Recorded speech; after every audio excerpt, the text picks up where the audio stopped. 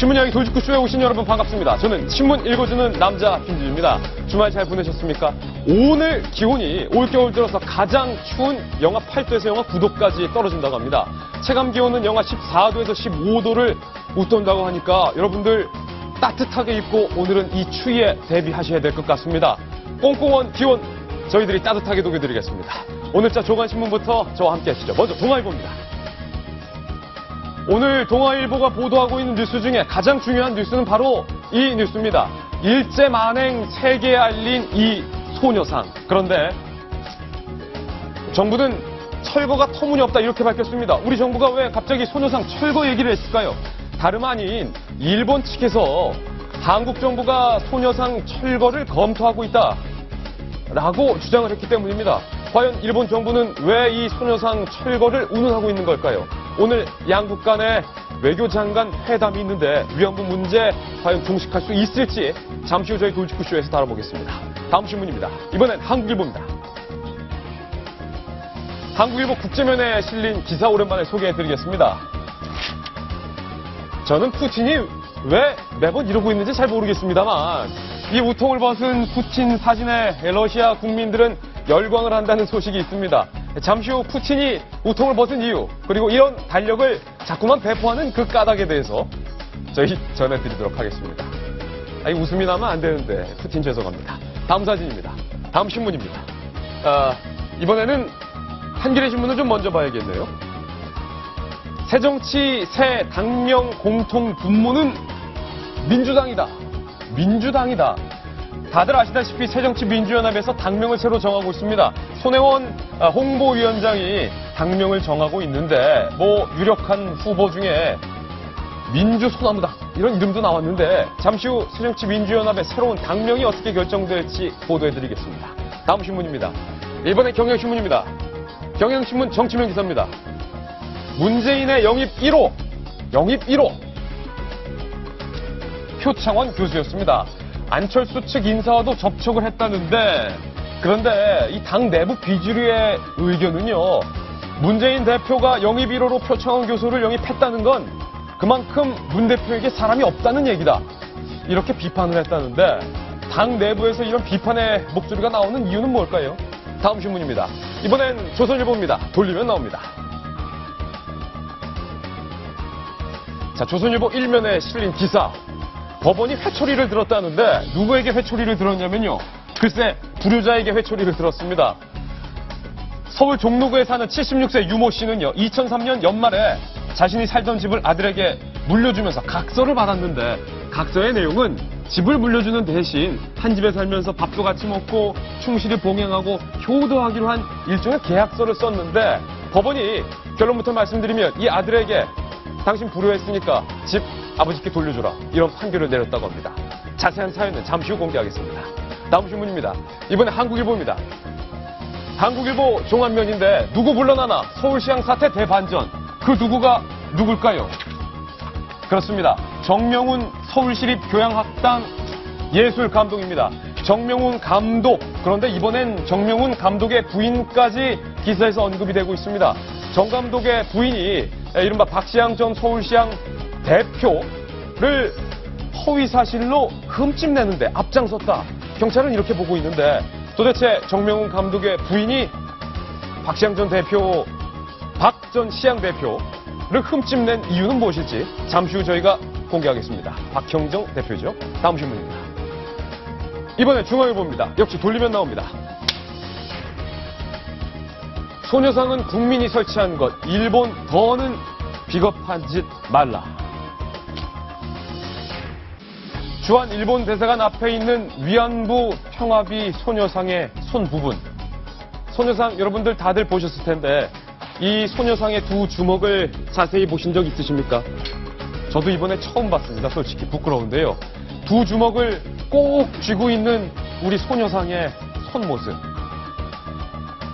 소녀상이 두 주먹을 꼭 쥐고 있는 이유는 과연 무엇일까요? 그리고 일본 정부는 왜 자꾸 우리 소녀상을 자국의 대사관 앞에서 철거하라고 주장하고 있을까요? 오늘 돌직구쇼의 첫 소식은 이 소녀상으로 시작합니다.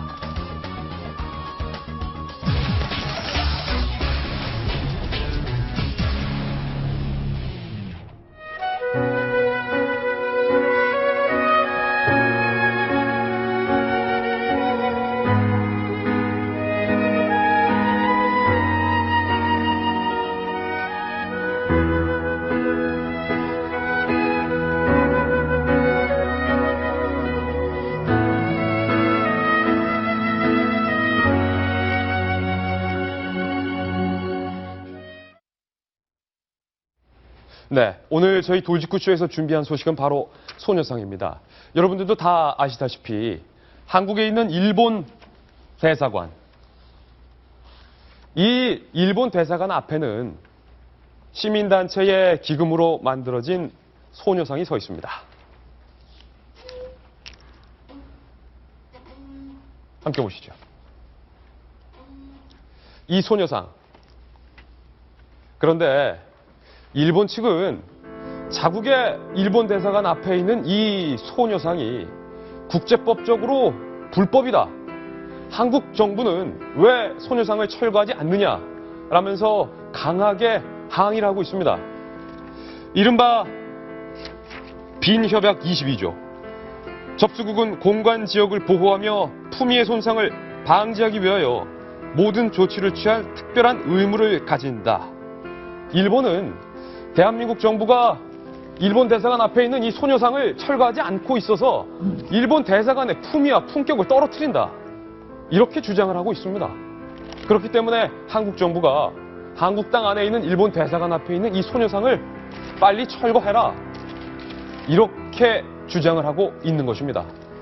게다가 요미우리 신문은 한국 정부가 이 소녀상을 일본 대사관 앞에서 철거해서 남산으로 옮길 것이다 라는 기사까지 보도하면서 이 소녀상 파장은 더욱 커지고 있습니다.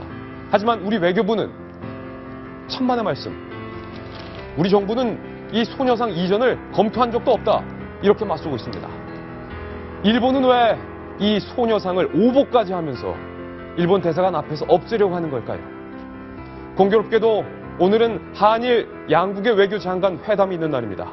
그리고 그 회담장의 테이블의 주제는 바로 위안부 할머니들에 대한 피해 보상 문제입니다. 박근혜 대통령의 고민이 깊어지고 있습니다. 이번 기회가 위안부 문제를 해결할 절호의 기회이긴 하지만 일본은 대외적으로 우리가 이렇게 노력을 하고 있다라는 것만 과시할 뿐 정작 협상 테이블에 성의 있는 태도로 나오지 않고 있기 때문입니다. 오늘 있을 외교장관 회담, 그리고 이 소녀상의 운명은 어떻게 될까요? 저희 돌직구쇼에서 바로 이 내용 다뤄보겠습니다. 동아일보 논설위이신 정성희 위원님, 저는 오늘 이 기사를 전해드리면서 이 소녀상이 더욱더 가엾고 안쓰럽게 여겨졌습니다.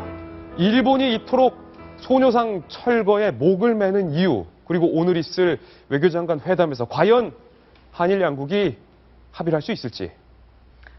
쉽지 않을 것 같습니다. 지금 소녀상에 대해서 이전을 요구하는 거는요, 일본 정부가 소녀상에 대한 설치를 빈협약 위반이라고 주장하고 있기 때문입니다. 빈협약 위반이다. 예, 빈협약이 어떻게 되어 있냐면 61년에 체결된 협약인데요. 외교관계에 관한 빈협약은 접수국은 공간 지역을 보호하며 품위의 손상을 방지하기 위하여 모든 조치를 취할 특별한 의무를 가진다라고 규정하고 있는데, 네. 쉽게 말하면 일본 대사관 앞에 설치된 저 소녀상이 이 공간 앞에 공간의 품위를 훼손한다고 보기 때문에 저걸 철거를 요구를 하고 있습니다. 어허. 그런데 이제 우리 정부 입장은요, 저 소녀상은 우리 정부가 설치한 것이 아니죠. 정신대 문제 대책 협의회가 정대협이 시민들의 모금으로 설치를 한 것인데, 예. 시민단체가 설치했기 때문에 정부가 이것을 옮기거나 설치하거나 말거나 할 권한이 없다는 게 우리 정부의 입장이고요. 예. 그렇지만 어찌됐건 일본 언론에서 나오는 보도에 따르면 일본은 어떻게 해든 이번 한일 외교장관 회담에서 저 소녀상을 일본 대사관 앞에서 예. 일단 철거해서 하는 거를 자기들의 중요한 어떤 성과로 예. 굉장히 압박할 가능성이 높습니다. 예. 시청자 여러분들은 어떻게 생각하십니까? 일본 정부는 이렇게 주장하고 있습니다. 저 일본 대사관 앞에 있는 소녀상이 일본의 품위를 떨어뜨린다. 이렇게 주장을 하고 있는 건데, 제 생각은 위안부 문제에 대해서 성의 있게 사과하지 않고 배상 문제를 뒤로 미루고 있는 일본 정부가 스스로 품위를 떨어뜨리고 있는 건 아닌지라는 생각이 드는데, 안용환 전 의원님, 네. 일본이 이 소녀상에 대해서 집착하는 이유는 무엇일까요? 일단 위안부 문제의 상징성 때문입니다. 사실 위안부 문제 같은 경우는 일본 정부가 아무리 뭐 그건 강제로 끌려간 게 아니었다라고 주장하지만은 전 세계에 있는 많은 학자들, 예. 일본 내의 양심 있는 학자들마저 그건 인정을 합니다. 특히 이제 위안부란 표현보다는 세계적인 그 학자들은 섹스 노예, 성노예 성노예. 이렇게까지 표현을 하고 있어요. 정식 영문 명칭이 바로 그거예요. 섹스레브라고 예. 하는 거죠. 그러니까 그렇기 때문에 굉장히 아픈 겁니다. 일본은 정말 부도덕한 국가였다는 것이 과거에 단순히 국가 간의 전쟁을 하기 위해서 예. 뭐 그 인간적인 비인간적인 모습을 보인 거하고는 또 차원이 틀린 문제입니다. 이건. 예. 그런데 다른 어떤 문명 국가에서도 있지 않았던 짓을 했던 게 바로 위안부 문제거든요. 그렇기 때문에 일본은 굉장히 지금 가슴이 아픈 겁니다. 전 세계로부터 지금 일본은 아마 선진국가, 네. 유럽 국가들과 같이 대열을 같이 하는 문명 국가라고 하지만은 과거 전쟁 때 상황을 보니까 이건 도저히 인간으로 할 수 없는 정말 성노예를 착취한 예. 그런 비문명 국가를 드러났다 이겁니다. 그래서 특히 이제 그 소녀상이 우리나라에도 지금 27군데가 있습니다. 예. 미국에 9군데가 있습니다. 일본에도 1군데가 있습니다. 그래서 지금 전 세계적으로 지금 좀 퍼져나간 상황이거든요. 굉장히 마음이 아픈 것이죠. 일본의 부도덕한 국가의 모습, 또 과거 역사에서 일본의 많은 걸 보여준 상징성이기 때문에 저걸 없애고 싶어 하는 것이고, 네. 특히 이제 위안부 문제 해결을 저 사람들은 상징성을 보는 겁니다. 그래서 그 상징성에 해치는데, 그런데 저는 이번에 앞서 이야기했지만 예. 일본이 소녀상을 옮기려 해서 옮길 수 있는 문제도 아니고 예. 저 문제는 앞에 우리 시민 단체들이 만들었기 때문에 이 문제 이전에 사실 일본이 소녀상 문제에 너무 집착하지 않았으면 좋겠습니다. 예. 소녀상 문제 집착하면 또 해결이 안 됩니다. 한국의 시민 단체가 옮기겠습니까? 옮길 수 없습니다. 예. 저거 쉽게. 그래서 먼저 소녀상에 집착하기 이전에 법적 문제와 보상 문제를 해결한 다음에 이 정도 됐으니까 옮겨 주십시오라고 하는 게 순서가 맞습니다. 예. 지금 당장 소녀상 이전해달라는 것은 우리 국민 감정만 더 건드릴 뿐입니다. 이른바 일본이 가장 아파하는 게 소녀상이다. 이런 진단이신데 앞서 제가 간략하게 여러분들에게 보고를 브리핑을 올렸는데 요미우리 신문에서 이런 보도를 했습니다. 함께 보시죠. 이른바 한국 정부가 이 일본 대사관 앞에 있는 소녀상을 남산으로 이전을 고려한다라고 요미우리 신문에서 가시다 후미오 외무상의 말을 근거로 하면서 보도를 한 건데, 자, 박용진 전 대변인. 합의되지도 않은 오보를 요미우리 신문에 일본 정부가 흘려가면서 자꾸 소녀상 철거를 압박하고 있는데, 방금 안용환 전 의원이 말씀하셨던 것처럼 이 일의 순서는 위안부에 대한 사과와 적절한 배상 그 이후에 소녀상을 이제 철거해 주세요라고 말해도 철거될지 말지인데, 철거부터 들고 나오는 건 이 아베 정부에게 실망해도 한두 가지가 아닌데 어떻게 보십니까? 뭐 안영환 전 대변인 설명해 주신 것처럼 이 소녀상은 국내에만 있는 게 아니에요. 일본 대사관 앞에만 있는 게 사실 아닙니다. 우리나라에도 여러 군데 지금 설치가 되어 있고요. 또 미국에도 설치가 되어 있어서 해외에서도 해외 언론들이 이 소녀상으로 말씀하신 것처럼 일본의 전쟁 당시의 비인도적 만행들을 떠올리게 하는 하나의 상징물입니다. 예. 이것이 일본 대사관 앞에 버티고 있는 한 일본이 이 문제에 궁극적으로 해결을 하지 않았다라고 하는 또 다른 상징이 될 수 있는데, 말씀하신 것처럼 일의 순서가 완전히 뒤집혀져 있죠. 그래서 먼저 철거하라가 무슨 전체 위안부 문제에 대한 한국과 일본 정부 간의 문제 해결에 예. 뭐 전제 조건인 것처럼 지금 제 말을 하는 건 말도 안 되는 소리인데요. 일본이 자국 언론을 통해서 한국 정부를 갖고 노는, 예. 제가 일부러 갖고 논다고 표현을 했습니다. 그 저희가 무엇이냐? 예, 그런 일을 이전에도 했었어요. 이전에도 했었다. 예, 그러니까 우리와 그 일본이 그 자위대의 해외 파병 문제가 상당히 걸려 있었을 때 이제 이게 풀렸죠. 예. 그래서 자위대의 작전 반경이 한반도까지 올 수 있다. 예. 이렇게 되니까 우리 정부의 입장은 뭐였냐면 한반도에 자위대가 진출할 때는 우리 정부의 허락 없이는 못한다라고 분명히 얘기를 했어요. 그런데 한일 국방장관 회담 때 무슨 일이 벌어졌느냐면 아무 얘기 서로 안 하기로 했는데 일본 쪽에서 먼저 얘기를 했습니다. 대한민국의 영토는 휴전선 이남이라는 거예요. 예. 어라?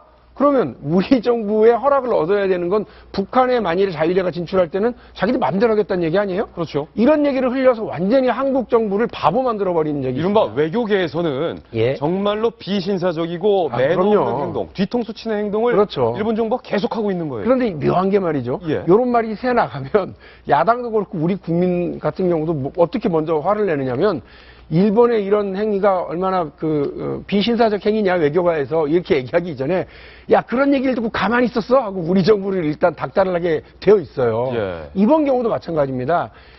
그 소녀상을 이전하기로 하였다라고 하는 그런 합의되지 않은 내용을 자기들의 요구를 흘림으로써 예. 우리 정부를 곤혹스럽게 만드는 거죠. 그래서 우리 예. 정부는 조용히 한일 장관회담을 외교장관회담을 끝내고 나서 그 결과를 브리핑하려고 그랬는데 저 일본 정부의 공세와 닥달에 마지못해서 어저께 예. 우리 윤병세 장관이 한마디 확인을 했어요. 그리고 우리 외교부 대변인도 한마디 확인했습니다만 여전히 끌려다닌다라고 하는 느낌은 가지게 되는 건 뭐 사실입니다. 사실 매너가 사람을 만든다는 말도 있는데 그렇게 따지면 일본 외교관은 아직 사람이 덜 된 건가 이런 생각도 드는데 다시 소녀상. 네.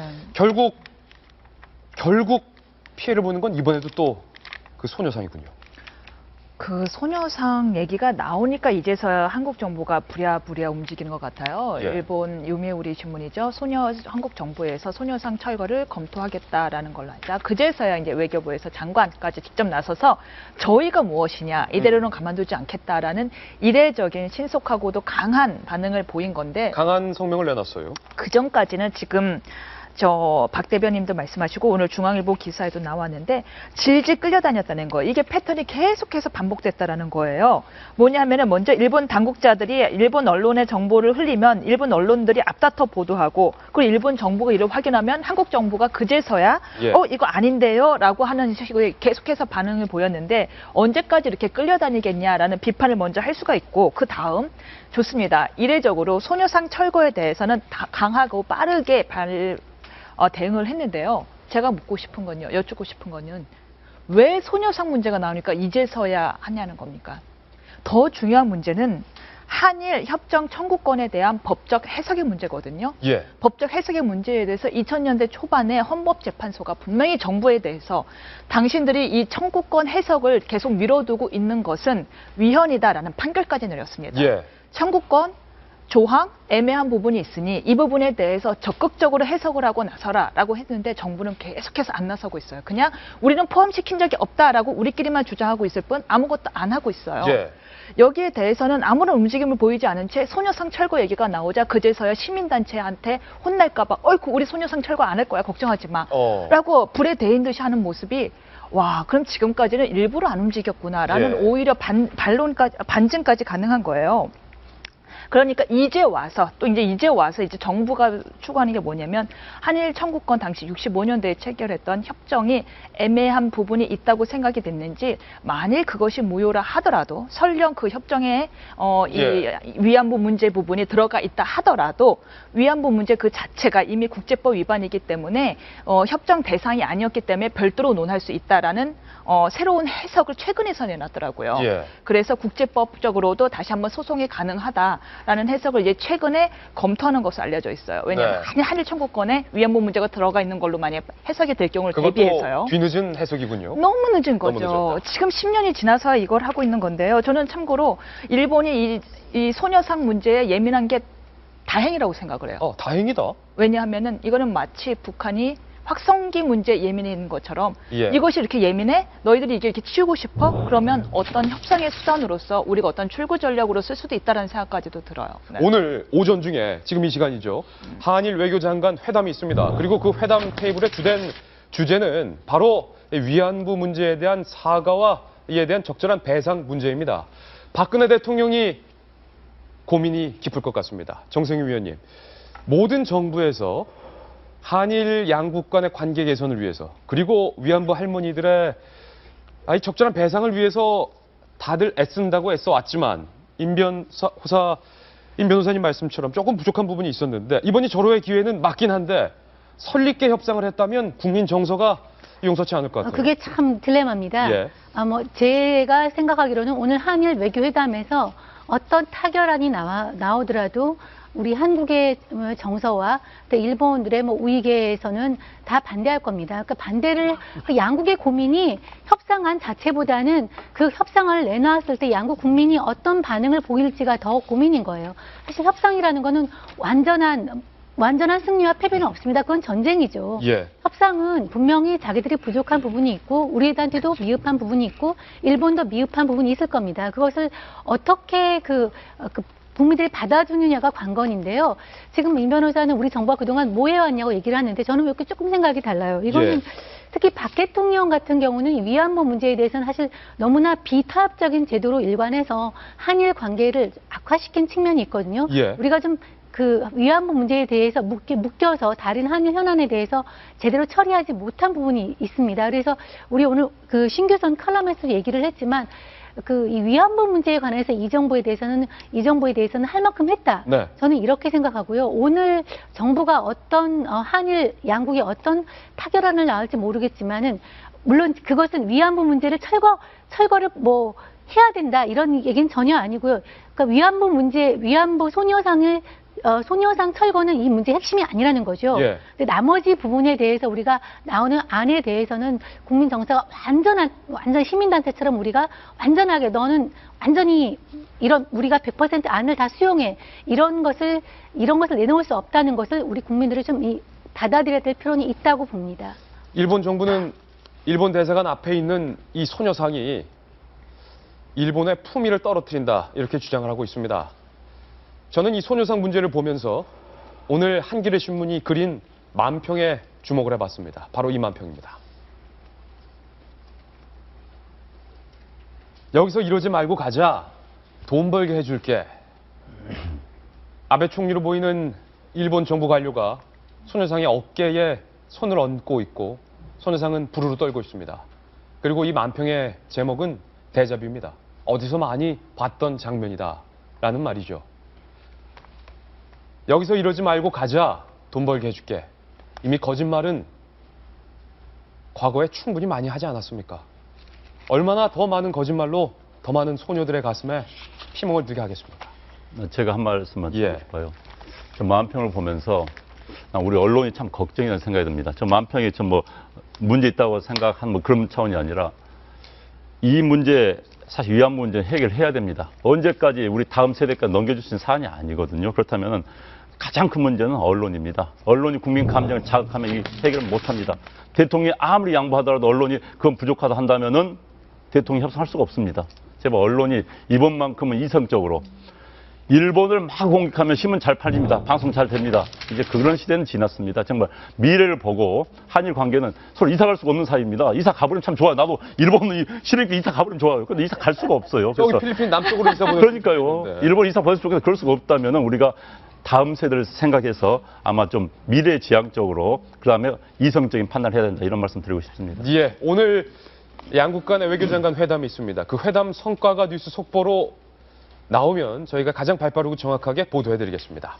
이제 저희가 본격적으로 준비한 뉴스를 소개해 올리겠습니다. 돌직구 신문입니다. 안철수 신당에 대비해서 문재인 대표가 아주 참신한 인물을 영입하겠다. 이렇게 말했습니다. 깜짝 놀랄 만한 인물을 영입하겠다. 과연 그 인물이 누구일지 많은 분들이 궁금했었는데요. 표창원 경찰대 교수 출신 범죄과학 연구 소장이 문재인 대표의 영입 1호 카드였습니다. 표창원 전 교수. 모두가 깜짝 놀랄 만한 인사일까요? 직접 한번 들어보시죠. 가장 최악의 상태에 내몰린 야당에 들어갑니다. 현재 야당은 자신 혹은 집단의 이익 혹은 감정 문제에 얽매여서 찢어지고 나뉘고 있습니다. 제가 그전까지는 많은 분들의 요청에도 불구하고 정치로부터 거리를 뒀고 정치를 하지 않겠다라는 이야기들을 많이 해왔습니다. 하지만 지금은 저라도 함께 해야만 야당이 제대로 설 수 있다라는 그런 결심을 할 수 있는 상황이 되었고요. 네, 표창원 전 교수의 입당 선언문 정도 되겠는데요. 안용환 전 의원님, 네. 특이한 부분은 발언 중에 이런 말이 있습니다. 문 대표 요청에 응하게 된 것은 일단 응하게 됐다. 네. 이렇게 됐고요. 와해되고 분열되는 제1야당의 모습이 너무 안쓰러웠기 때문에 내가 원래 정치 생각 없었는데 야당이 불쌍해서 내가 입당을 해주었다. 이렇게 들리는데 깜짝 놀랄 만한 인물 맞습니까? 참 야당의 모습을 다시 한 번 더 불쌍하게 만들었습니다. 글쎄, 저는 다른 측면에서 깜짝 놀랐어요. 어떤 측면이요? 저는 이제 우리가 일반적으로 1호 하면은 정말 국민 모두가 인정할 만한, 야, 저 사람 대단한 사람이다. 예. 대단한 인품, 모든 걸 포용할 수 있는, 저 정도면 다 인정해. 라는 인물로 할 걸 생각했었습니다. 보통은 그렇죠. 그렇죠. 그런데 저는 표창원 교수 잘 모릅니다. 이 양반 뭐 TV 종편의 프로그램 좀 나와서 그냥 아는데, 그런데 그런 분이 1호인데 제가 보면 굉장히 성향이 공격적인 분이세요. 예. 한쪽에 굉장히 치우쳤다는 느낌을 많이 받았던 그런 분인데 그런 분이 1호였다? 그럼 앞으로 방향도 계속 치우칠 건가 하는 생각이 들어요. 왜냐하면 1호라는 상징성이 있거든요. 예를 들어서 무슨 뭐 굉장히 중도 성향의 분을 모셔온다면 앞으로 영입 대상 이렇게 할 거고 당의 방향 이렇게 갈 것이라는 추측이 가능한데 그렇게 유명한 것 같지는 않은 분, 연세도 그렇게 많지도 않은데 그런 분인데 게다가 들어오면서 하신 말씀도 안쓰러워서 들어왔다는 말을 돌직구로 날리고 안쓰러워서 들어오셨어요. 그래서 비주류 측에서 이런 비난을 한 이건 제 이야기가 아닙니다. 이건 당 비주류 내에서 측에서 나온 얘기죠. 영입 1호가 표시라는 것은 인재 영입이 잘 안 되고 있다는 뜻이다. 라는 비주류 측에서 공격을 하고 있고요. 또 하나 이제 이 표 소장인가요? 전 교수죠. 국정원 댓글 사건 수사를 촉구하면서 뭐 경찰대 교수직을 내고 나왔죠. 그렇기 때문에 아직도 문재인 대표가 국정원 댓글 사건에 이렇게 집착하고 있는 거 아니냐. 국정원 댓글 때문에 내가 뭐 대통령이 못했다는 그런데 그냥 강한 집착을 보이고 있는 게 아니냐라는 그런 지적도 나오고 있습니다. 그래서 어찌됐든 앞으로 어떤 인물들이 영입이 될 것인가에 따라서 문재인 대표의 영입의 범위, 그다음에 당의 앞으로 미래가 좀 보이지 않을까 싶습니다. 아니 차라리 박용진을 뭔가 깜짝 놀랄 만한 자리로 영입을 했더라면 이런 논란이 없었을 것 같기도 하다는 지극히 개인적인 생각을 해봤는데 아니 무슨 표창원 재활용하는 것도 아니고 뭐를 아니 표창원 새정치민주연합 당원이에요. 훌륭한 인물인 거는 맞습니다만 야당이 안쓰러워서 입당을 했다라는 입당 선언에 대해서 이 상대당이 공격할 틈을 주지 않고 비주류가 먼저 비판적인 성명을 내놨네요. 아니 뭐 야당 안쓰러운 건 전 국민이 다 아는데 뭐 굳이 아니라고는 얘기 안 할게요. 근데 표창원 교수에 대해서 잠깐 살펴보면 잘 모르신다고 그러니까 제가 설명을 드리면 일단 경찰대 졸업한 경찰대 교수를 했던 사람입니다. 그래서 성향상으로도 본인도 한 번도 자기가 진보라고 얘기한 적 없고요. 맞아요. 오히려 보수적이다라고 분명히 얘기했고 실제로 그렇게 일단 살아왔습니다. 출신 지역도 영남으로 제가 알고 있습니다. 그래서 우리가 지역적으로 뭐 호남은 좀 개혁적인 인사 이렇게 생각하는데 출신 지역도 영남이고요. 그리고 지지 성향도 사실은 보수적인 정당들을 지지하거나 이렇게 활동했었던 걸로 알고 있습니다. 그런데 그 극적인 반전이라고 할 수 있는 게 2012년에 있었던 국정원의 댓글 사건입니다.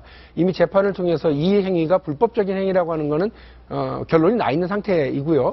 그래서 표 교수가 이 부분과 관련해서 본인이 좀 자유롭게 말하고 싶다라고 하면서 교수직이라고 하는 나름 좀 따뜻한 자리를 던지고 우리 안영환 전 대변인께서는 교수 일도 하고 정치에도 관여하는 사람 되게 싫어하시니까 이런 비판을 차단하기 위해서 교수직을 던지고 그 국정원의 그런 행위와 경찰 수사와 관련해서 적극적인 정부 비판 발언을 해서 유명해졌던 분인 건 맞죠.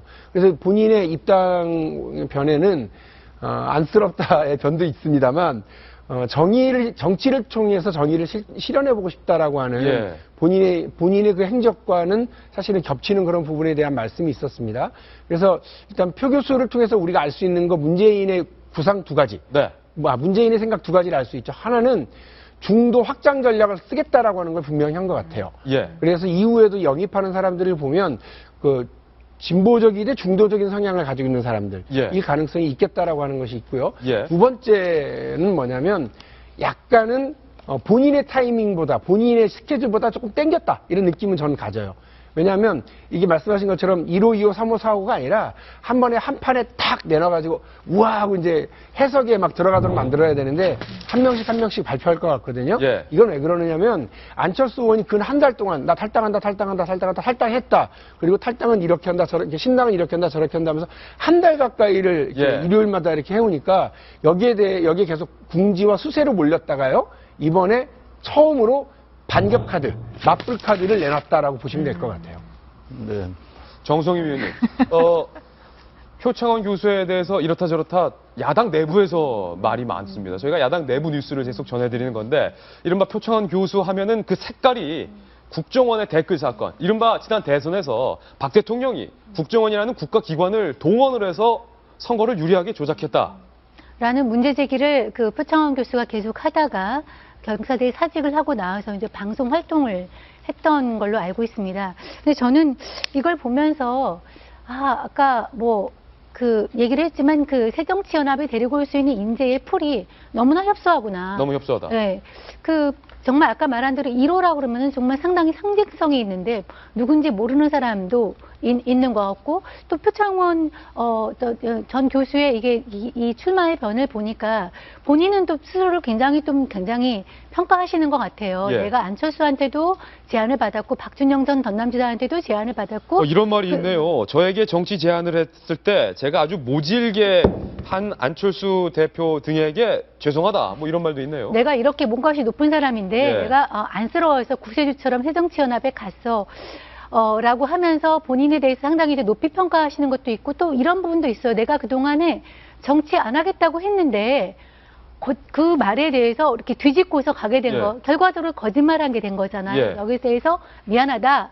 그 다음에 정의를 실현하고 싶다. 이런 얘기에 대해서 쭉 한 걸 보니까 최소한 뭐 민경욱 전 대변인보다는 뭐 정치하는 데에서 고심은 했다. 이런 생각은 들지만 직접 쓰셨구나. 직접 쓴 것 같다는 느낌은 들지만 다행이네요, 그럼. 아까 얘기했지만 문 대표 직접 입장에서 썼어요? 네.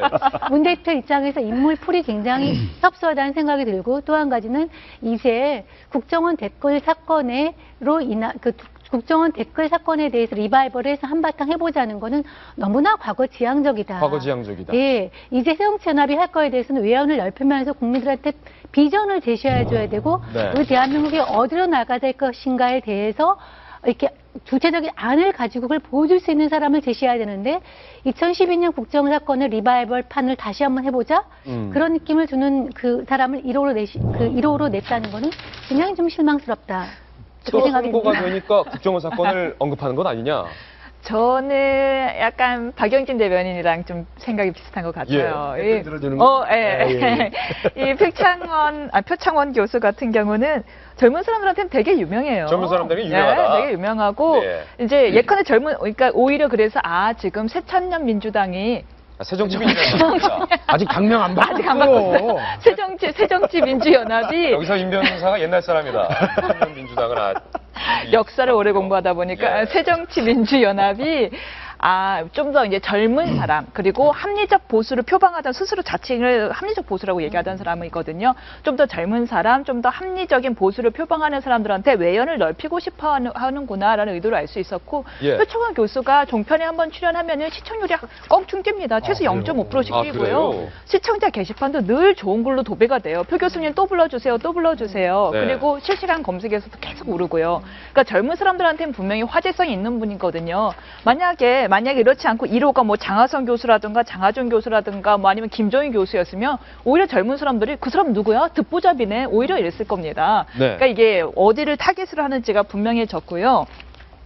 그뿐만 아니고 이제 뭐 이게 너무 과거를 보는 거 아니냐 이런 시선이 있는데 제가 볼 때는 과거를 본다기보다는 이제 이분이 종편에 한번 뜨기만 하면 시청률이 0.5씩 오르기 때문에 이제는 우린 더 이상 종편의 스타도 무시하지 않겠다는 미래지향적인 시선. 예. 종편 스타?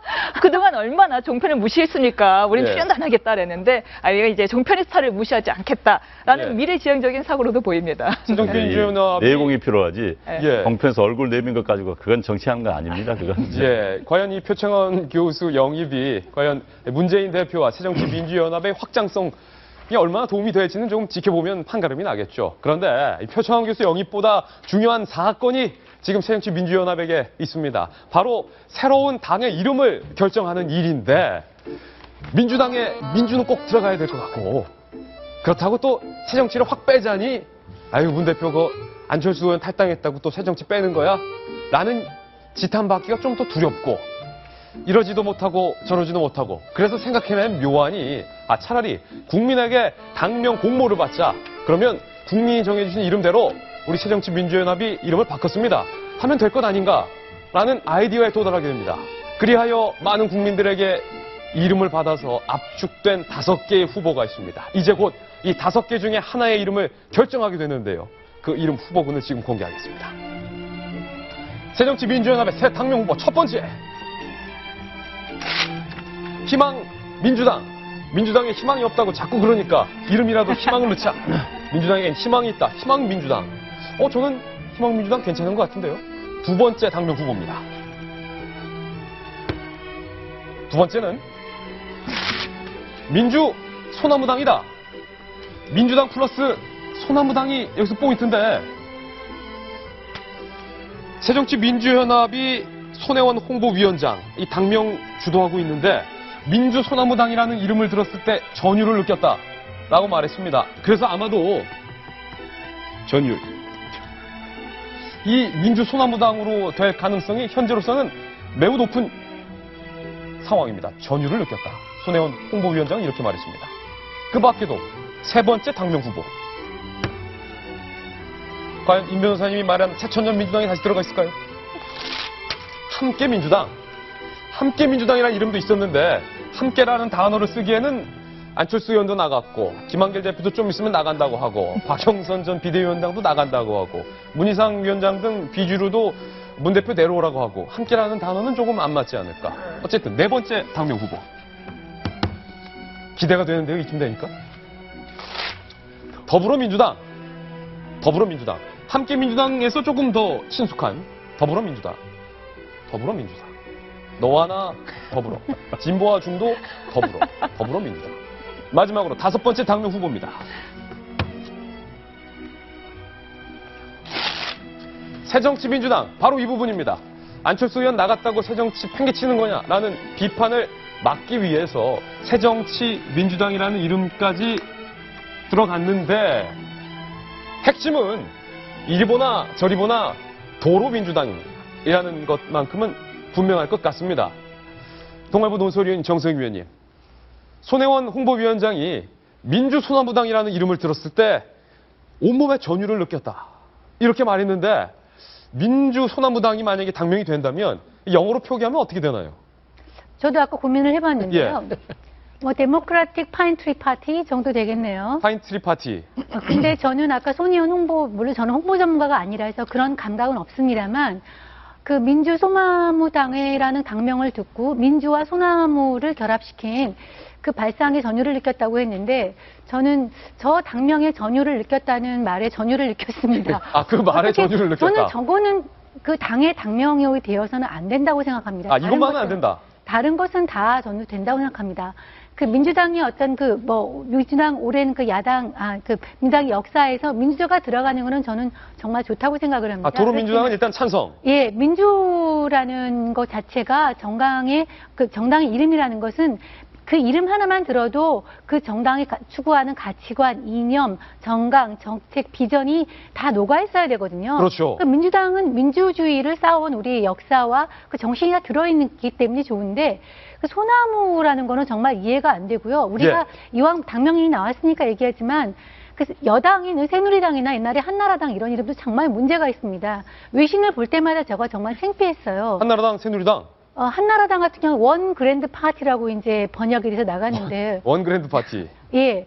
새누리당은 뭐라고 하는지 잘 모르겠습니다. 그런데 그렇게 나갈 때마다 이게 이 당을 보고서는 도대체 뭐라고 하는지 모르고 그 느낌이 오지 않고요. 이 정체성이 뭐냐. 오히려 예. 원 그랜드 파티 그러면은 외신들 기자들이 볼 때는 무슨 파시스트적인 그런 느낌이 굉장히 오. 많이 들었어요. 그 예. 새누리당의 정체성을 다 나타낼 수 없는 당명이었거든요.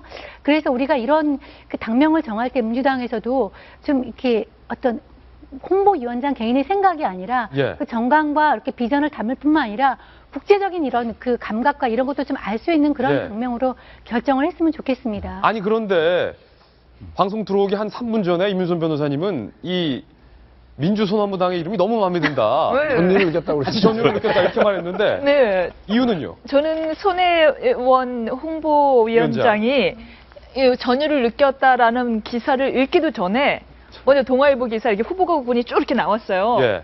민주소나무당이 눈에 확 들어오더라고요. 저거다 했거든요. 저는. 데모크라시 파인트리당. 전 몰라. 영어로는 번역을 못했고, 예.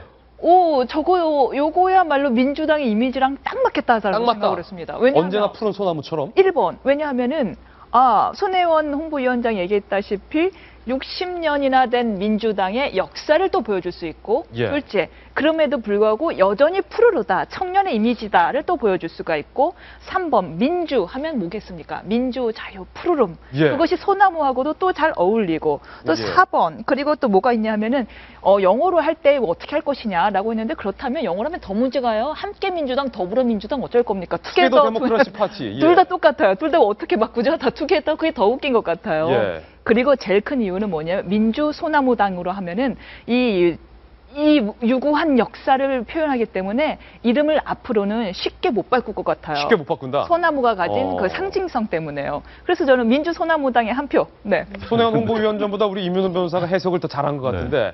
아니면 저는 머리가 나빠서인지 민주 소나무당에서 느낌이 뭐 오래됨 뭐 이런 게 전혀 하지 않고 민주당에서 소나무를 앞으로 키우려고 그러나? 소나무 장사를 하려고 그러나? 이런 생각이 먼저 들어요. 예. 소나무에서 유구한 역사까지 연상이 전 되지는 않습니다. 제 상상력이 좋지 않아서 그런지. 그런데 아까 정 의원 말씀하신 것처럼 당명에 대해서는 뭐 저도 새누리당 이름은 제 새누리당 소속이지만은 예. 당원이지만은 저도 그건 만족치 않은 이름입니다. 반대했었잖아요, 예전에. 왜냐하면 당명은요. 예. 그 당의 정책과 이념과 철학이 들어가는 이름이어야 되는 겁니다. 누가 보더라도 당명만 보면 저 당은 저런 당이구나. 자, 영국의 노동당, 영국의 보수당, 여기 자유당 하면 여기는 보수주의 이념을 한 정당이구나. 자유주의 이념으로, 노동 가치 이념으로. 또 뭐 독일의 기독민주당 하면 기독교적 가치와 민주적 가치. 삼인당 하면 사회주의적인 가치. 이게 다 이름에 드러나는 거예요. 그런데 그렇군요. 이 특징이 재밌는 게 뭐냐? 선진국에서는 다 이런 가치가 포함된 이름을 쓰는 겁니다. 후진국으로 갈수록 이제 정당 이름이 이상해져요. 예.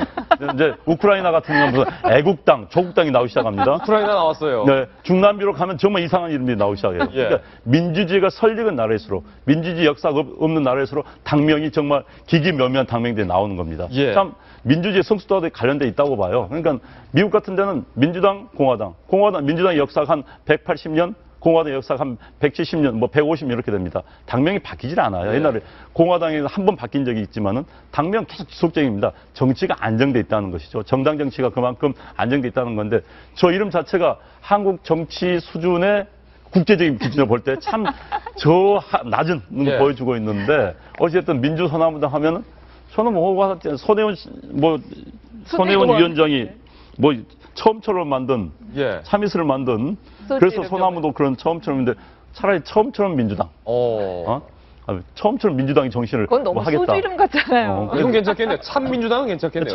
참이슬 이럴 때 참민주당. 참민주당은 그런데 괜찮겠어요. 그렇다면 이름이 확 와닿지 않습니까? 예. 그래서 이름은 한국 정치 저는 사실 새누리당도 뭐 아예 하도 과거에 이제 공화당에 대한 이미지가 나빠서 그렇지 공화당 딱 치면 좋겠어요. 예. 사실 그러면 미국의 공화당처럼 이념 가치가 좀 비슷합니다. 공화주의라는 말이 나쁜 말이 아니에요. 공화주의는 공동체를 위해서 예. 날 희생한다는 뜻이 포함되는 공동체의 가치를 강조한 공화당입니다. 근데 우리는 이제 그 부분을 가지고 있죠. 과거 권위주의 독재 시절의 그 이미지 때문에. 그래서 우리나라 정당 이름도 이제 예. 좀 정체성을 찾는 이름을 지었으면 좋겠고 민주당이 이왕 지을 바에는 좀 선도적으로 그런 예. 이름을 지었으면 좋겠습니다. 안영환 전 의원이 한마디로 새누리당과 소나무 민주당까지 다 비판을 했는데 민주소나무당이죠. 박용진 전 대변인은 이제 앞으로 계속 쓸 당 이름이니까 누구보다 네. 뭐 애착도 있고 고민도 많을 것 같은데 민주소나무당 박용진 대변인 뭐 이게 낫겠습니까? 아니면 뭐 참민주당 박용진 대변인 이게 낫겠습니까? 아이고야.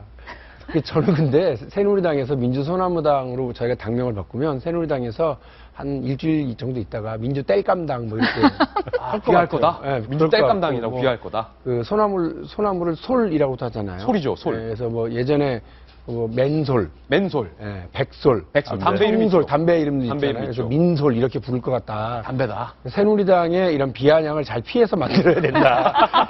이런 생각이 먼저 들고요. 새정치민주연합이라고 하는 당명을 정할 때, 예. 그러니까 양쪽이 작년 4월에 통합할 때 제가 그때 그러니까 그 당시 민주당의 홍보위원장을 맡고 있었기 때문에. 박용진 대변인이 당시 민주당의 예, 홍보위원장이었어요. 그래서 당명을 만들어내는 과정, 그다음에 예. 그 새정치민주연합이라고 하는 그 로고를 예. 만들어 이렇게 해 떠오르는 것처럼 하잖아요. 맞아요. 그거 만드는 과정을 제가 했었거든요. 근데 저거 만들 때에도 새정치연합 와 민주당이 합쳐서 저렇게 가는 거였어요. 네. 그러니까 무슨 말이냐면 이 당은 새정치연합이라고 하는 안철수의 정신과 민주당이라고 하는 60년 야당 전통이 합친 거다라고 하는 걸 정확하게 표현해 줬는데 예. 지금 그 올라와 있는 후보자들 중에서는 마땅하게 이렇게 좀 할 수 있는 게 없다. 지금으로서는 약간에서 걱정스럽고요. 안영환 대변인 말씀하신 것처럼 만일 제가 저의 정치적인 뜻을 반영해서 당명을 정한다고 그러면 저는 그 민주진보당 예. 혹은 뭐 그 이제 민주복지당이라든지 뭐 이런 뭐 사회민주당 이런 식으로 해서 조금은 그 우리 사회가 가야 될 공동체적 지향과 뭐 일하는 사람들의 희망 이런 걸 좀 담았으면 좋겠다는 생각을 하고 있거든요. 근데 그렇게 뭐 후보군에도 없기 때문에 저로서는 뭐 정해주면 그냥 네. 명함에 파서 이제 들고 다닐 수밖에 없겠다 그런 생각이 들고요. 정해주신 대로 쓰는 걸로. 민주소나무당 보면서 또 들었던 생각이 왜 늘 푸른 건 참나무도 있고 대나무도 있다. 네. 꼭 소나무여야 하냐. 왜 예, 이렇게 소나무. 대나무다. 그럼 민주대나무당 하세요. 아니 그냥 그렇다고요. 그러니까 뭐 네. 나무 이름을 넣어. 그걸 잘 모르겠어요. 뉴스 속보 전해드려야 될 네. 것 같습니다. 사실은 민주소나무당보다 더 중요한 건 이 비주류에서 문재인 대표 측에게 대표직에서 물러나서 비대위를 꾸려서 비상대책위원회를 꾸려서 이번 총선의 모든 권한을 비대위원장에게 양도하라라고 강하게 요구를 했었습니다. 문 대표가 지난 주말 오늘 야당 최고위에서 입장을 밝히겠다 이렇게 말했는데 문 대표의 입장 나왔습니다. 뉴스 속보로 전해드리겠습니다. 문재인 대표 혁신 선거대책위 시기 방법 권한을 논의하겠다 이렇게 운은 띄었지만 탈당을 언급하는 분들은 그 뜻을 거둬달라라는 부탁과 함께 이런 말을 했습니다. 문재인 대표가 조금 전 내 거취는 내가 정하겠다. 거취 논란을 더 이상 우리 당에서 허용하지 않겠다. 이렇게 말했습니다. 나에게 물러나라라고 말하지 말라라고 오히려 강하게 되받아친 거고요. 문재인 대표가 혁신 실천 위에서 공천 기득권을 내려놓겠다. 뭐 이렇게 발언을 했다라는 뉴스 속보 전해드리면서 민주당의 당명 해프닝까지 보도를 해드리겠습니다. 네, 이번엔 저희가 준비한 다음 뉴스로 넘어갈 텐데요. 서울시향의 대반전입니다. 다음 도직구 신문입니다. 정명훈 감독 물러나나. 오늘 조간신문의 제목이 바로 이겁니다. 부인이 불구속 입건이 됐습니다. 아니, 정명훈 감독의 부인이 불구속으로 입건된 까닭이 무엇인가? 서울시향의 사태가 대반전을 맞게 될 것 같습니다. 정성희 위원님, 박형정 전 서울시향 대표 그리고 정명훈 현 서울시향 감독과 대표 간의 불붙는 싸움에서 사실은 박희정 대표가 지고 물러났는데 그 이유가 박 대표가 직원들을 성희롱했고 끊임없이 폭언을 했다는 이유였는데 경찰 조사 결과 그것은 새빨간 거짓말로 드러나면서 한 차례 반전이 있었는데 그 박 대표에 대한 혐해와 음해와 허위사실 유포를 정명훈 감독의 부인이 했다? 그렇습니다. 이게 반전이 여러 번 거듭되는 영화 한 편을 보는 것 같아요. 예. 박현정 대표 지난번에 자기한테 더 씌워졌던 모든 혐의가 무고로 판명이 나면서 이렇게 명예를 회복했는데요. 그럼 도대체 누가 이렇게 성희롱, 성추행 이걸 했느냐? 여기에 대해서 정명훈 감독의 부인 구 모 씨가 이제 지목이 됐습니다. 예. 구 모 씨 아시는 분들은 알겠지만 정명훈 감독의 가족사가 지금 재미납니다. 예. 정명화 누나의 시누이죠. 예. 누나의 시누이랑 결혼을 해서 사실 겹사돈입니다. 아, 겹사돈이군요. 예, 그리고 굉장히 그 국적은 미국이고요. 뭐 한국계지만 미국의 부인인데 굉장히 유명하죠. 음악계나 예술계에서는 유명한데요. 이 부인이 자식 정명훈 감독한테 뭐 1등석 비행기 티켓과 관련한 뭐 여러 가지 그 의혹에 대해서 예. 있는 와중에 정명 감독의 예. 비서를 통해서 박현정 감독을 몰아내라. 박 대표가 성추행, 성희롱, 폭언을 일삼았다는 내용의 호소문을 작성하고 배포하도록 비서한테 지시를 했고요. 이 비서가 이 사람의 지시를 받고서 인터넷 채팅방하고 소위 말해서 인터넷 카톡 이런 걸 통해 가지고 규합을 해서 이 호소문 그런 것이 만들어졌다고 합니다. 예. 그래서 지금 현재 불구속 입건이 된 상황인데요. 본인에 대한 조사는 지금 안 이루어져 있습니다. 본인은 지금 프랑스에 머물면서 귀국은 하지 않고 있다고 하는데 이게 재밌는 것이 오늘 정명훈 감독하고 서울시하고 내년도 서울시향 감독의 재계약 날짜입니다. 오늘이 바로 예. 공교롭게 감독 재계약 날짜예요. 이 보도가 이 재계약에 어떤 영향을 미칠지 굉장히 궁금합니다. 네. 과연 서울시 박원순 시장이 박 시장이 사람으로 알려졌던 정명훈 감독을 이런 문제에도 불구하고 재계약까지 강행을 할 것인가 여부가 오늘 발생하는 뉴스의 포인트인데, 임민순 변호사님. 네. 앞서 박형전 대표에게 성추행을 당했다라고 주장했던 가짜 피해자는 광모 씨였는데, 광모 씨. 오늘 경찰의 내용에 따르면, 경찰이 밝힌 내용에 따르면 정명훈 감독의 부인 구모 씨가 비서를 통해서 비서 이 백 씨를 통해서 광모 씨까지 섭외했다. 그리고 정 감독의 비서에게 부인은 시나리오 잘 짜라. 이런 말까지 했다. 진짜 믿기지가 않죠. 믿기지가 그죠? 않는다. 저는 이게 서울시향 공연을 몇 번 보러 갔었어요. 예. 보고서는 정말 깜짝 놀랄 정도로 역시 정명훈 감독의 능력은 대단하구나. 서울시향이 이렇게 바뀌었구나. 예. 정명훈 감독의 그 예술적 능력에는 저는 경의를 표합니다. 경의를 표한다. 예술적 능력. 네, 그래서 이 사건을 믿고 싶지가 않아요. 정말 이런 일이 있을 수 있을까 싶습니다. 그런데요, 봤더니 음악계에서 이런 일이 처음 있었던 일이 아니더라고요. 예. 예전에 2013년도에 경기 필하모닉의 상임 지휘자였던 구자범 지휘자가 있거든요. 예. 그땐 남자였습니다. 근데 이 구자범 지휘자에 대해서 네이버 연관 검색어가 뭐였냐면요. 구자범 변태, 구자범 성희롱이었습니다. 오호. 직원들, 그 단원들이 구자범이라는 지휘자가 반바지만 입고서는 지휘를 한다, 우리 앞에서. 예. 팬티만 입고 일부러 팬티를 보여주면서 지휘를 한다. 이런 식으로 모함을 해서 쫓아냈다가 결국엔 그 모든 게 모함인 걸 알고서는 지금 오늘 시단위 시향으로 지휘자로 복귀를 했거든요. 예. 이 오케스트라 사람들이 자신이 마음에 안 드는 사람을 성추행, 성희롱으로 뒤집어 씌워갖고 내쫓는 게 일종의 무슨 잘 짜여진 관례처럼 되어 있나, 이런 생각까지 드는데요. 일종의 수법이다. 일종의 잘 알려진 수법이 아닌가 하는 생각까지도 듭니다. 이 구 씨에 대해서는 이제 저희가 아마 이제 구 씨가 비서 백 씨를 통해서 지휘를 내리고, 그럼 백 씨가 그 다음에 이제 곽 씨, 얼마 전에 명예훼손으로 구속영장이 신청됐으나 기각당한 그 사람 있잖아요. 예. 통해서 실행을 한 걸로 보이는데, 구 씨에 대한 조사는 이루어져야 되지만 현실적으로 지금 프랑스에서 돌아오지 않고 있기 때문에 프랑스에 있군요. 쉽지는 않고 재계약은 그냥 이루어질 것으로 예상되네요. 서울시향 사태가 정말 두 번에 걸쳐서 대반전을 거듭하고 있는데, 결론적으로 말씀드리면 결국 박형정 대표에 대한 모든 음해는 다 새빨간 거짓말이었고, 이 배후에 정명훈 감독의 부인과 정명훈 감독의 비서와 그리고 그들의 포섭된 서울시향 단원들까지 있었던 게 퍼즐을 맞춰보면 그런 그림이 나오는데, 그런데 문제는 오늘 동아일보가 정명훈 감독과 서울시 간의 재계약 문건을 살펴보니까 네. 그동안 정명훈 감독에 대해서 박현정 전 대표가 대표 신분으로서 너무 방만하고 너무 지나친 지원을 하고 있다라고 지적했던 내용이 그대로 담겨 있는 것으로 동아일보 보도에 네. 따르면 나와 있는데요. 예를 들어서 문제가 됐던 게, 정명훈 감독이 해외에 나갈 때마다 왜 꼭 서울시 세금으로 자기 부인까지 1등석으로 2장을 찍어서 나가느냐 했는데, 이번 재계약 내용에도 정 감독이 사전 통보하면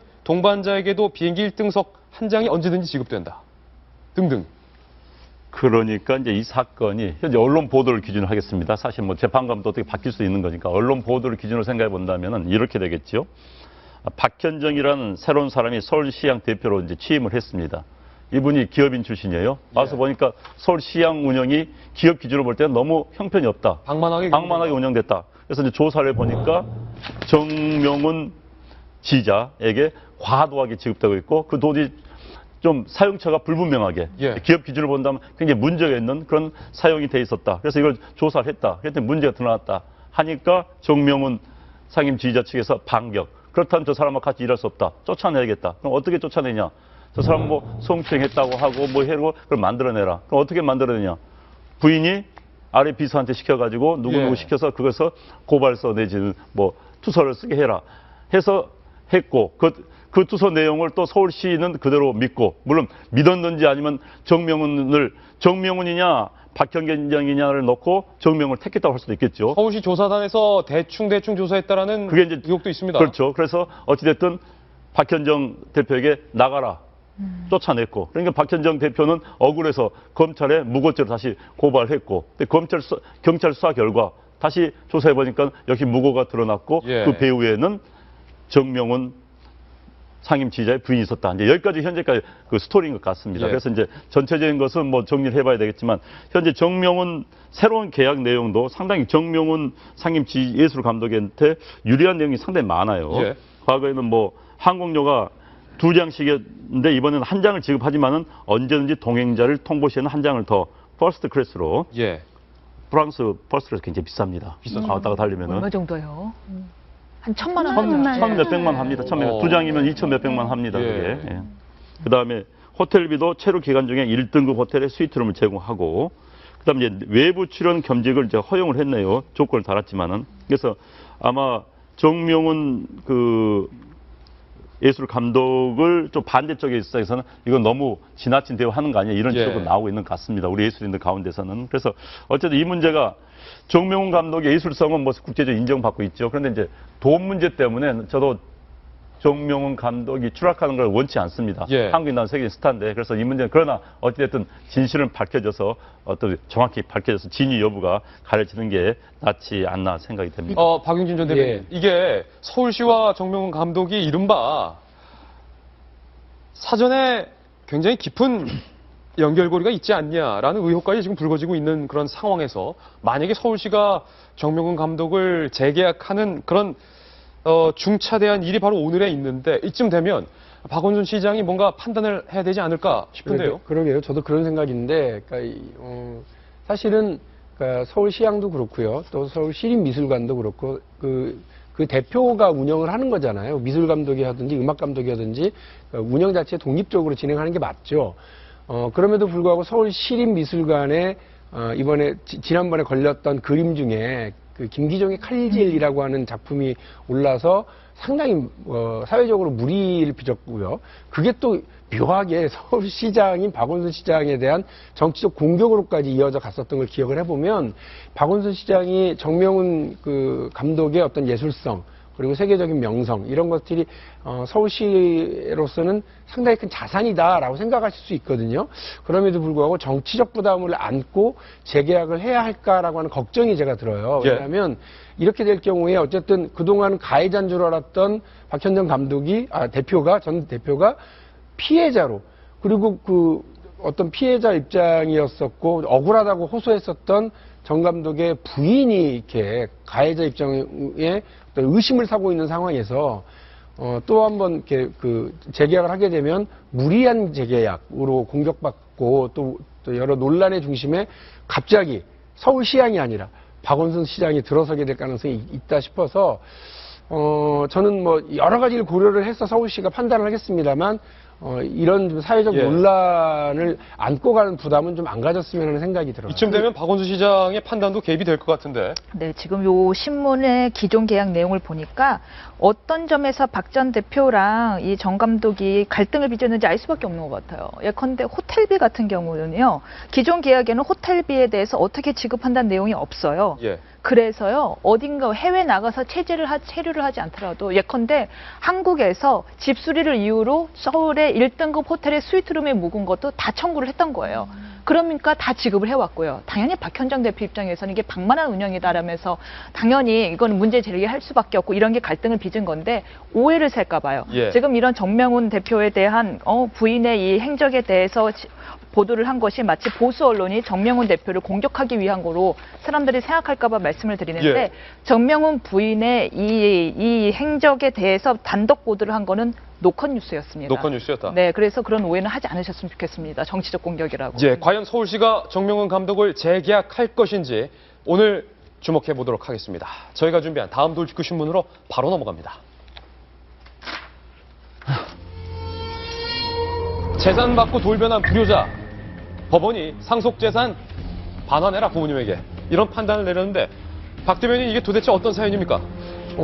이번에 종로구에 한옥으로 되어 있어서요. 꽤 시가가 20억이 넘는 오우, 비싸네요. 집이 있어요. 예. 이제 그 집과 여러 이제 토지 등의 재산을 아들에게 물려줬습니다. 예. 근데 물려준 아들에게 그냥 이분도 보통 분이 아니시더라고요. 그냥 아들아 잘 살아라 물려주신 게 아니라 너 나한테 재산 받으면 요거 해서 효도 이행 각서를 이제 따로 받아놨습니다. 네. 그러니까 부자가 약간 독특하신 건 사실입니다만 예. 어쨌든 이 아들이 그런데 이 많은 재산을 물려준 아버지 어머니를 제대로 안 모셨어요. 예. 한 집에 살면서 뭐 이렇게 같이 밥도 안 먹고요. 예. 불편하신 어머니를 돌보지도 않고요. 예. 그래서 그 두 분 다 그러니까 이렇게 오히려 저기 뭐 요양병원에 나가 계시는 게 어떠냐 이렇게 어허. 해서 이제 아버지가 괘씸한 거죠. 예. 그래서 내가 물려준 재산을 다 다시 내놓아라라고 하는 그 재판을 걸어서 청구를 했는데요. 법원이 이걸 받아들였어요. 예. 그러니까 이게 앞으로 불효를 저지르면 재산은 다 다시 아버지가 가져간다 이런 건 아니고요. 이 경우에는 제가 아까 말씀드렸던 효도이행 각서라고 하는 게 있었고 이러한 약속을 전제로 재산을 물려줬기 때문에 가능하긴 한데요. 이와 관련해서 새정치민주연합이 약간 자랑을 좀 하면 그동안 계속 웃기는 얘기만 했으니까 예. 안 되는 얘기만 했으니까 새정치민주연합이 민병두 그 민주정책연구원 원장을 비롯해서 한 22명 정도가 불효자 방지법이라고 하는 법안을 예. 내놓겠다고 한 석 달 전에 얘기를 했고 지금 계류 중이거든요. 그 내용이 바로 이런 겁니다. 재산을 물려줬는데 제대로 부모에 대한 봉양을 하지 않는다. 효도를 하지 않는다. 이런 경우에는 다시 재산을 다른 재판 과정 없이도 받을 수 있도록 하는 그런 법안이 있습니다. 참고해 주셨으면 감사하겠습니다. 훌륭합니다. 예. 불효자는 웁니다라는 유행가가 있습니다. 거기서의 불효자는 적어도 효자였습니다. 그런데 이분은 다른 의미로 불효자가 확실한 것 같습니다. 저희는 광고 보고 다시 돌아오겠습니다. 잠깐만요. 네, 오늘의 피날레 기사는 한 장의 사진 준비했습니다. 바로 이 사진입니다. 한 소년이 물끄러미 소녀상을 바라보고 있습니다. 이 사진 기사의 제목은 마주보는 소녀와 소년입니다.